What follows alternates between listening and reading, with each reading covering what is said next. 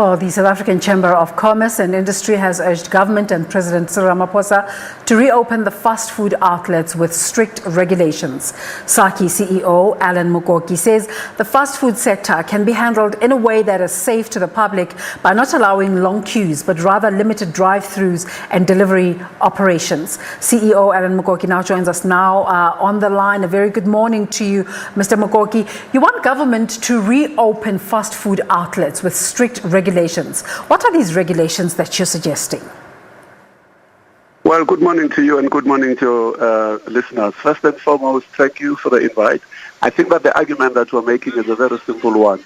The issue of the pandemic is a very serious matter indeed. So we support wholeheartedly and totally President Ramaphosa's leadership in instituting this lockdown that we're fully behind it ourselves. We want to make sure that the issue around the pandemic is actually being handled. However, having said that, we don't have one evil that is facing South Africa. We have two.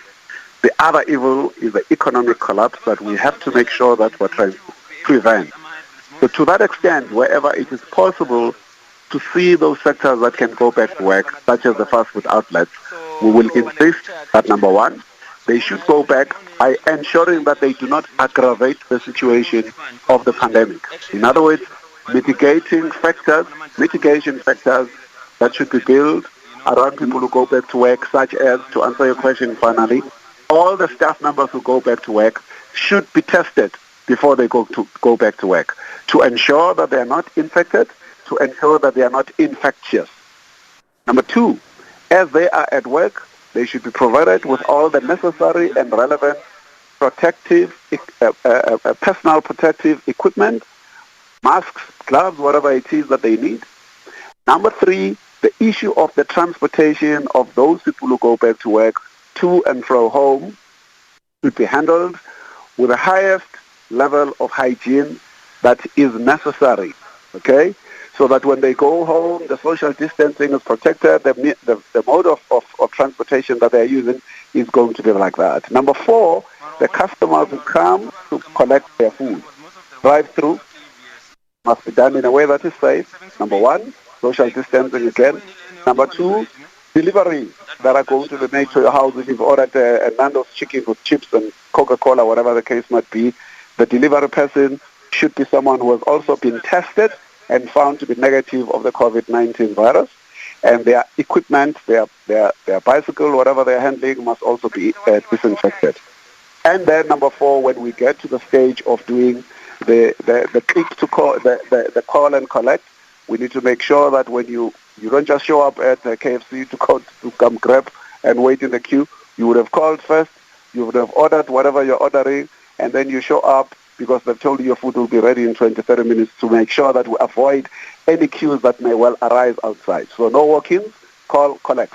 And that's what we're actually saying. And we believe that if you do that, you can then create a template for which of the sectors, as the President himself has said, we need to start working over the coming days on sectors that can recover very quickly and get back to work, because we cannot sustain a lockdown over months.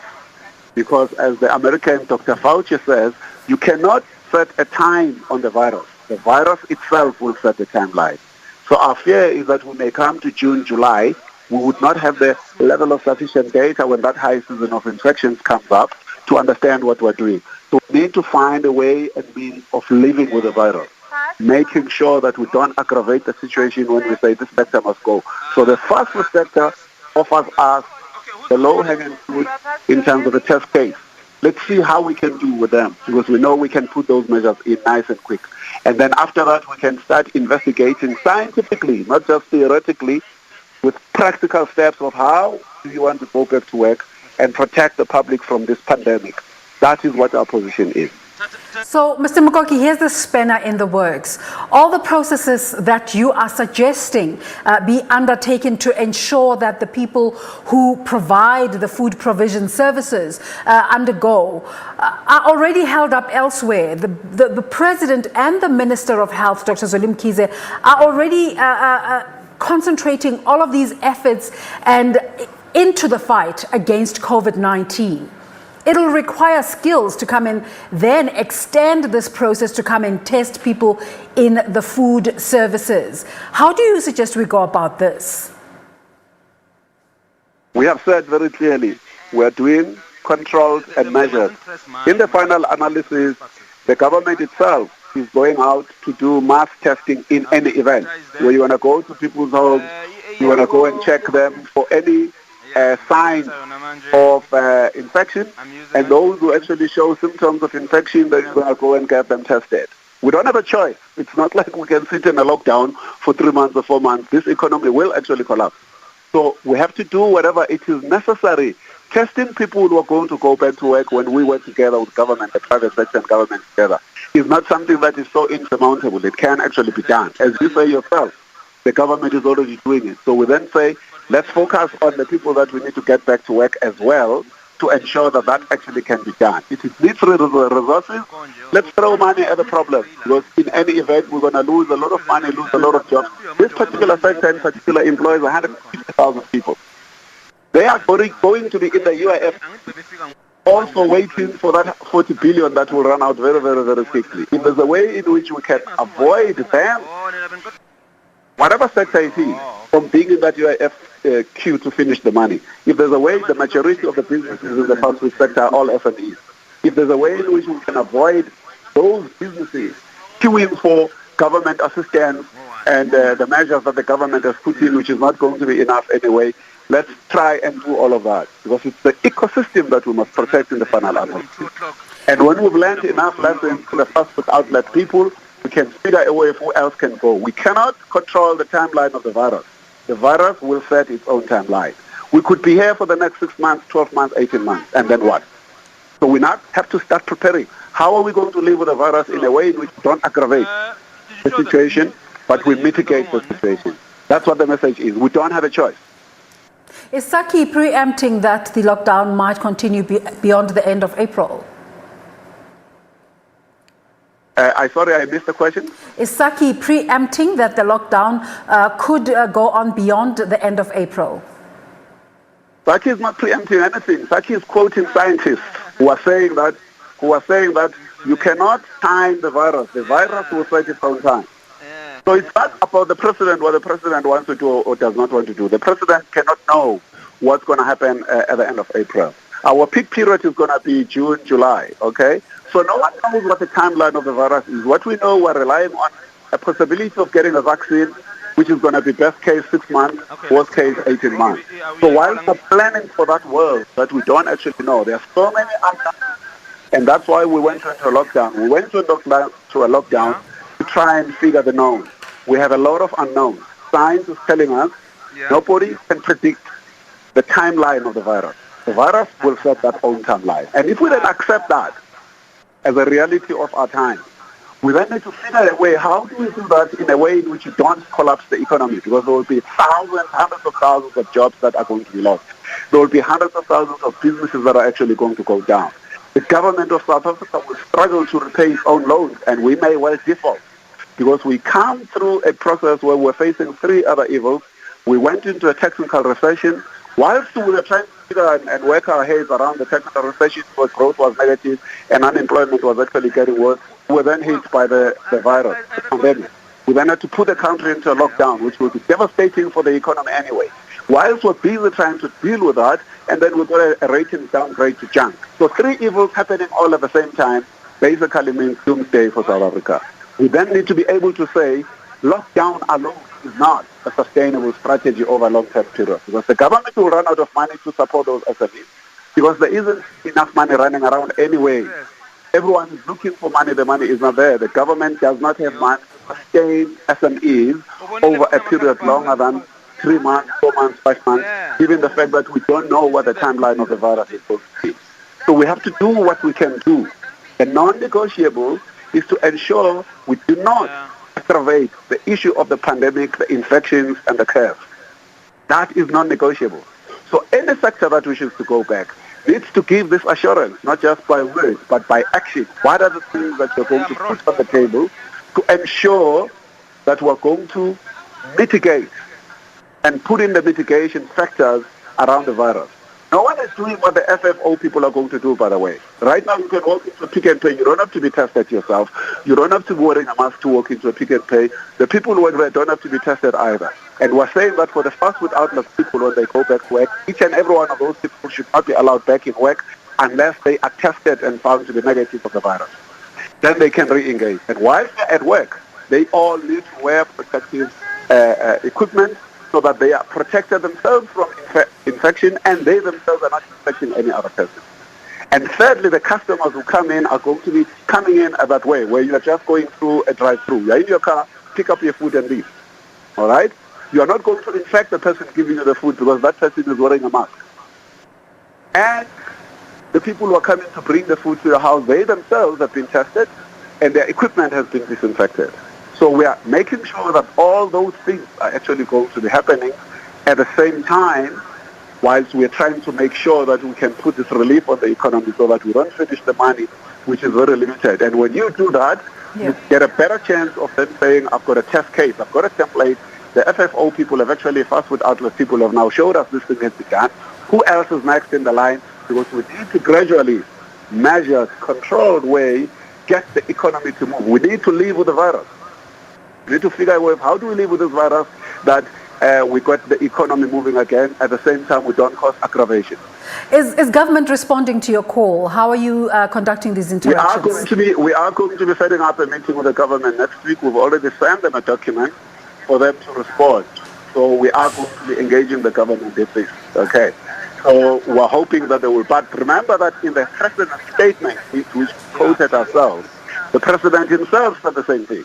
That we need to start looking at which of the sectors, right, can re-engage the economy in a way that is measured and controlled. It's in his own statement if you read it.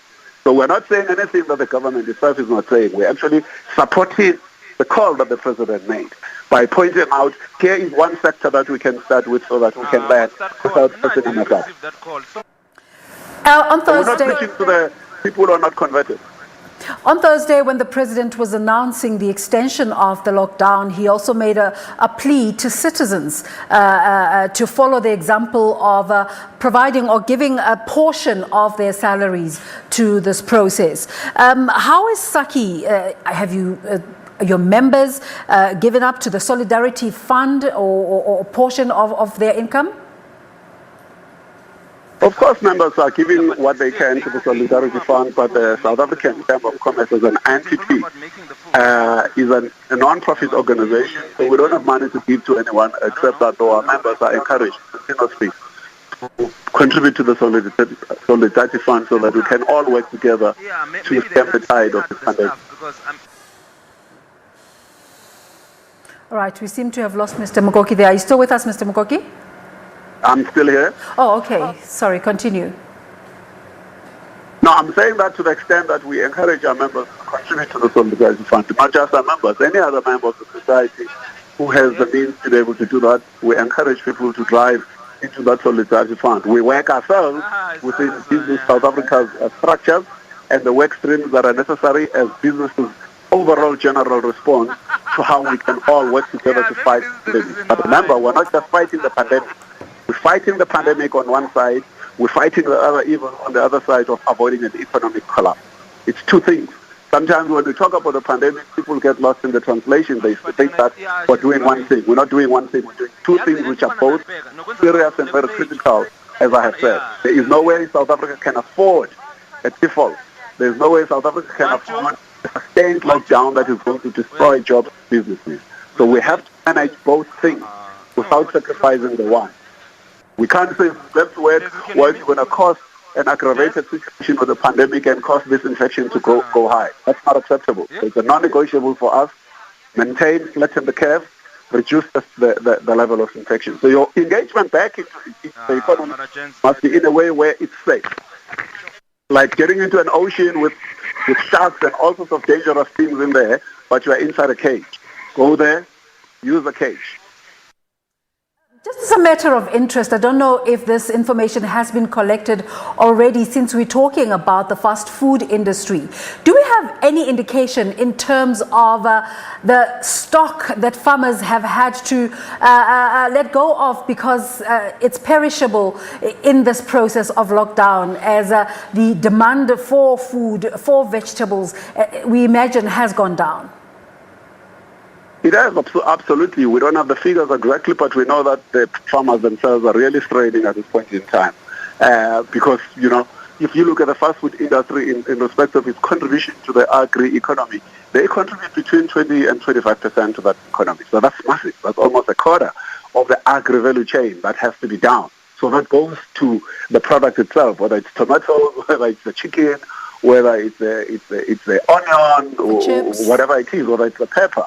So those things are not being bought by anyone right now because they're not being sold in those fast food outlets. So you've got all those farmer jobs as well that are part of that value chain who are obviously suffering because sooner or later people are not going to be able to sustain this. And what's the easiest thing for any business person? If you can't pay for your own expenses, what are you going to do? Fixed expenses, you get rid of people. So we're going to full unemployment because this thing was forced on us. But we support the lockdown. Remember, don't get me wrong. We commend the president's leadership in this particular era. Has been absolutely exemplary.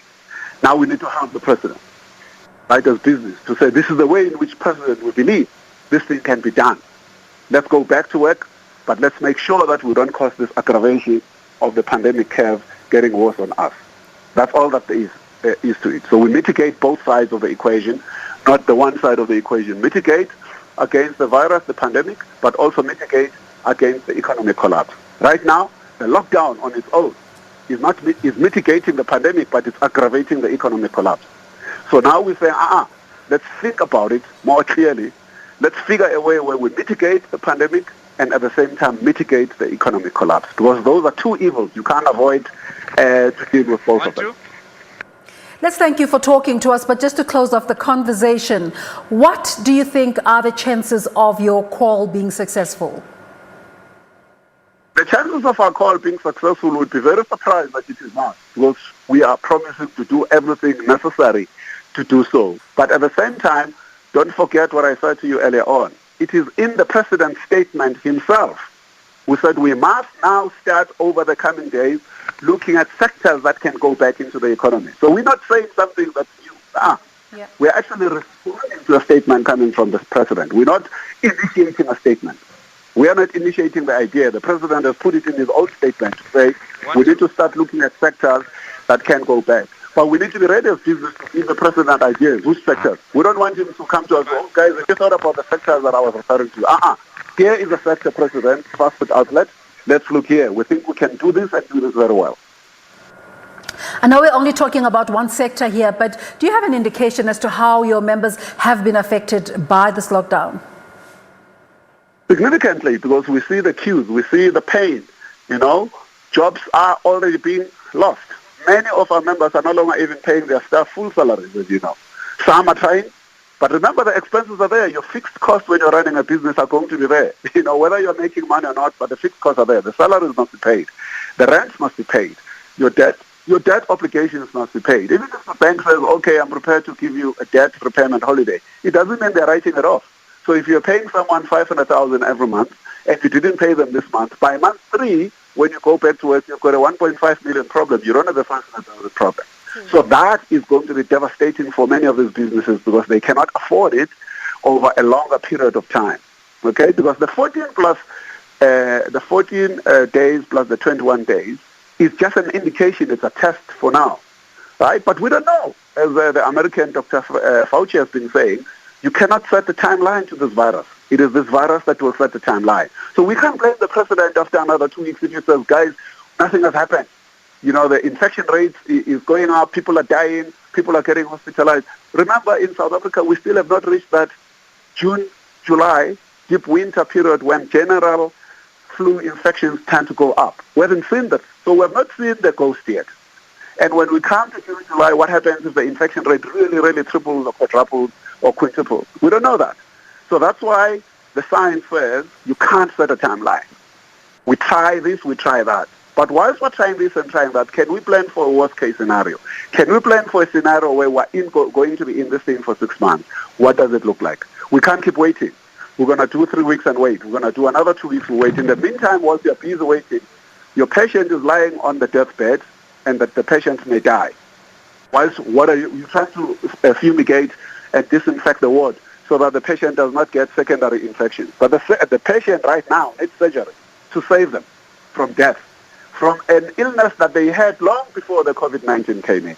That's what the theory is. Well, thank you so much for talking to us this morning. Yes. We will try to follow up as to whether your plight is successful or not.